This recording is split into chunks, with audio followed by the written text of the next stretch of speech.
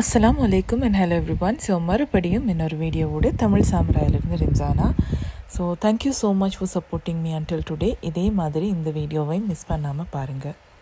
இதுக்கு தேவையான இன்க்ரீடியன்ட்ஸ் என்னென்னு சொல்லிட்டு நான் ஃபஸ்ட்டுக்கே சொல்லிடுறேன். மாவு எடுத்திருக்கிறேன், கொக்கோ பவுடர், அதோடைய சேர்த்து சுகர், முட்டை 2, அதோடைய இங்கே காஃபி எடுத்திருக்கிறேன். ஸோ இதை உங்களுக்கு லிக்விட் ஃபார்ம்லேயும் எடுத்துக்கொள்ளையிலும் 1 டேபிள் ஸ்பூனுக்கு. ஸோ பட்டர் ரூம் டெம்பரேச்சருக்கு அந்தளவுக்கு சாஃப்டாக இருக்கும், இல்லைன்னா உருக்கியே எடுத்துக்கோங்க. அதோடைய ஆயில், இதோட மேலதிகமாக எடுக்கிற திங்கன்னு சொன்னால் நாங்கள் சாக்லேட் எடுக்க வேணும். சாக்லேட் சிப்ஸு தான் எடுக்க போகிறோம். ஸோ அப்படி இல்லைன்னு சொன்னால் சாக்லேட் ரெகுலராக நீங்கள் யூஸ் பண்ணுவீங்க இல்லையா, சாப்பிடக்கூடிய சாக்லேட், ஸோ அதாக இருந்தாலும் ஓகே தான். ஸோ அதையே நாங்கள் சிப்ஸ் மாதிரி கட் பண்ணி எடுத்துக்கொள்ள வேணும். ஸோ சாக்லேட்டையும் கட் பண்ணி எடுத்தாச்சு. நான் ரெகுலரான சாக்லேட்டு தான் இந்த மாதிரி திக்காக கட் பண்ணி எடுத்திருக்கிறேன். ஸோ அப்போ தான் எங்களுக்கு கொஞ்சம் கடிக்கிறதுக்கு நல்லா இருக்கும். ஸோ அதோடய எடுத்து வச்சுருக்கக்கூடிய முட்டை 2ஐயும் வேறு ஏதாவது ஒரு பாலில் செப்பரேட்டாக இந்த மாதிரி உடச்சி எடுத்துட வேணும். முட்டையோடு நாங்கள் ஆல்ரெடி எடுத்து வச்சுருக்கிறோம் இல்லையா சுகர். ஸோ இந்த சுகரில் 3/4 அளவுக்கு இந்த முட்டையோடு ஆட் பண்ணிவிட்டு பீட் பண்ண வேணும். ஸோ அப்போ அது க்ரீமியாக மாறும். கிட்டத்தட்ட ஒரு 3லேருந்து 4 நிமிஷம் வரைக்கும் கண்டினியூஸாக நீங்கள் பீட் பண்ண வேணும். நீங்கள் ஹேண்ட் பீட்டர் ஒன்று யூஸ் பண்ணுறீங்களா இருந்தால், ஸோ அதால் யூஸ் பண்ணிவிட்டு இந்த மாதிரி நல்லா க்ரீமி ஆகிற அளவுக்கு இதை பீட் பண்ணி எடுத்துருங்க. ஸோ இதை க்ரீமி ஆக்கினா தான் எங்களுக்கு என்னவாகும்னு சொன்னால் கடைசியாக அந்த டாப் லேயர் கொஞ்சம் ஷைனிங்காக கிடைக்கும் இல்லையா, அந்த மாதிரி வரும். ஸோ அதுக்கு பிறகு இன்னொரு பாலில் நாங்கள் எடுத்து வச்சுருக்கக்கூடிய ரூம் டெம்பரேச்சர் பட்டர், ஸோ இந்த பட்டரையும் அதோடைய ஆயில் இங்கே ஆட் பண்ணுறதுக்கு காரணம் இது கேக் மாதிரி இருக்க போகிறது இல்லை, கொஞ்சம் சொகியாக தான் இருக்கும் இல்லையா அவளுக்கு. ஸோ அந்த மாதிரி வரதுக்காக தான் ஆயில் மெயினாகவே நாங்கள் இன்றைக்கி ஆட் பண்ணுறது. ஆயிலோட மெல்டிங் பாயிண்ட் சரியான மாதிரி குறவு, அந்த ரீசனுக்கு தான் இந்த மாதிரி எடுக்கிறேன். வெஜிடபிள் ஆயில் எதுவாக இருந்தாலும் சரி நீங்கள் இதில் யூஸ் பண்ணிக்கொள்ளும். ஸோ இந்த ஆயிலோட இந்த பட்டரை நல்லா மிக்ஸ் பண்ணி எடுத்துக்கோங்க. இதில் தான் நாங்கள் கொக்கோ பவுடரையும் இதுக்கு பிறகு எட் பண்ண போகிறோம். ஸோ கொக்கோ பவுடரை நாங்கள் இதுக்கு எட் பண்ணுறதுக்கு காரணம் என்னென்னு சொன்னால், இது ப்ளூம் ஆக்குறதுன்னு சொன்னால் வேறு ஒன்றுமே இல்லை, டபுள் பாயில் பண்ணி எடுக்கிறது தான். கீழே பாயிலிங் ஹாட் வாட்டரை கீழே வச்சுட்டு அதுக்கு மேலே வேறொரு பாத்திரத்தில் இந்த மாதிரி இந்த மிக்சரை ஃபுல்லாகவே வச்சுட்டு கிண்டிகிட்டே இருக்கிறது. ஸோ அது மாதிரி கொஞ்சம் நேரத்துக்கு இதை கிளறினீங்கன்னு சொன்னாலே இது சூடாகும் இல்லையா, அந்த நேரத்துக்கு இந்த கொக்கோ பவுடர் கொஞ்சம் வெந்து வந்துடும். ஸோ அப்போ கொக்கோட டேஸ்ட் இன்னும் கொஞ்சம் என்ஹான்ஸ் ஆகி நல்லாவே கிடைக்கும். ஸோ இதில் மீதி இருக்கக்கூடிய சுகரையும் நாங்கள் ஆட் பண்ணிட்டோம். ஸோ அந்த ஆட் பண்ணின சுகர் கொஞ்சம் மெல்ட் ஆகிற வரைக்கும் நல்லா மிக்ஸ் பண்ணிட வேணும். ஸோ இதை மிக்ஸ் பண்ணிவிட்டு அதை ஒரு ஓரமாக எடுத்து வச்சுருவோம். ஸோ அதுக்கு பிறகு இன்னொரு பாத்திரத்தில் என்ன செய்யணும்னா, நாங்கள் எடுத்து வச்சுருக்கக்கூடிய மாவு இருக்குது இல்லையா, ஷிஃப்ட் பண்ணினது நல்லாவே அரிச்சு எடுத்திருக்க வேணும்.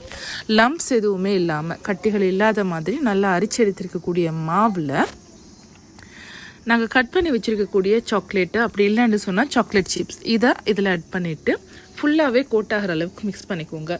மெயின் ரீசன் இதை மிக்ஸ் பண்ணுறதுக்கு என்னென்னு சொன்னால், அப்போ தான் இந்த மாவு கோட்டாக இருக்கக்கூடிய சாக்லேட் எல்லாம் உருகிராமல் இருக்கும்.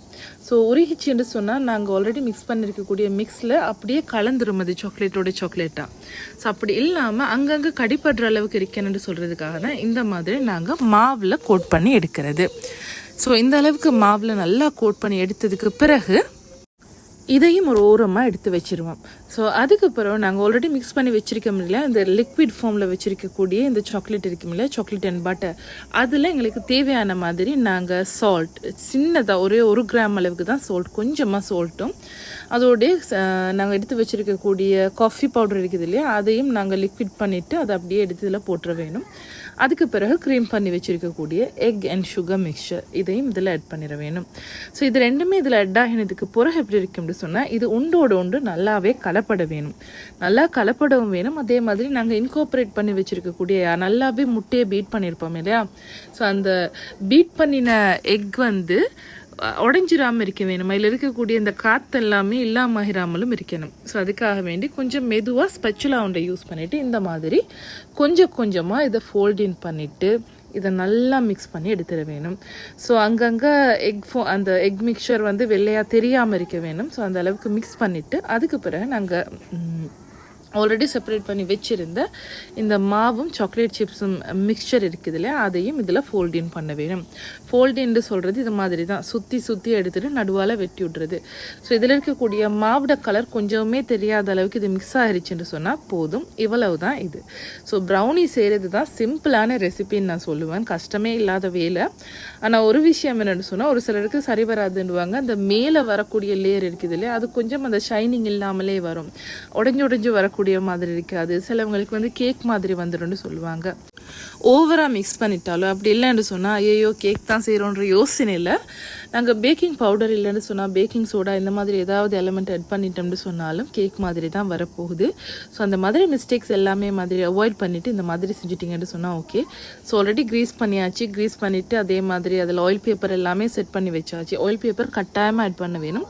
ஆட் பண்ணிவிட்டு இந்த மாதிரி ஃபுல்லாகவே ஃப்ளட் பண்ணிவிட்டு இதை அப்படியே பேக் பண்ண வைக்க வேண்டியது தான். ஸோ பேக் பண்ணுற டைம் எப்படி இருக்கும்னு சொன்னால் 25 நிமிஷம் தான் மேக்ஸிமம். நான் பேக் பண்ணுற டைம் வந்து 25 நிமிஷம் தான் மேக்ஸிமம். ஸோ அதுக்கு மேலே பேக் பண்ணிட்டீங்கன்னு சொன்னால் நல்லாவே ரஃப் ஆகிரும், அந்த ஃபஜ்ஜி ப்ரௌனிஸ்ன்னு சொல்லி எங்களுக்கு கிடைக்காது. ஸோ அதுக்கு பிறகு நான் இதில் யூஸ் பண்ணுறது என்னென்னு சொன்னால், சாக்லேட்டை வந்து லிக்விட் ஆக்கியிருக்கிறேன். சாக்லேட்டை லிக்விட் ஆக்குறேன்னு சொன்னால் சாக்லேட் கனாஷ் தான்.